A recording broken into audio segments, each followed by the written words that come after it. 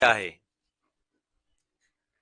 اصل میں انسان کے اندر اللہ تعالیٰ نے جتنی صلاحیات رکھی ہوئی ہیں ان میں سے ایک صلاحیت جو ہے وہ خوف ہے۔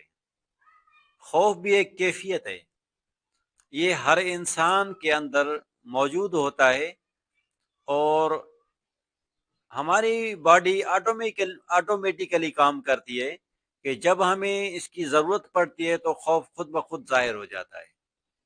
آپ نے یہ بھی دیکھا ہوگا کہ ہمیں جہاں جرت کی ضرورت پڑتی ہوگی تو ہمارے اندر وہ جرت پھر خود بخود ایکٹیو ہو جاتی ہوگی۔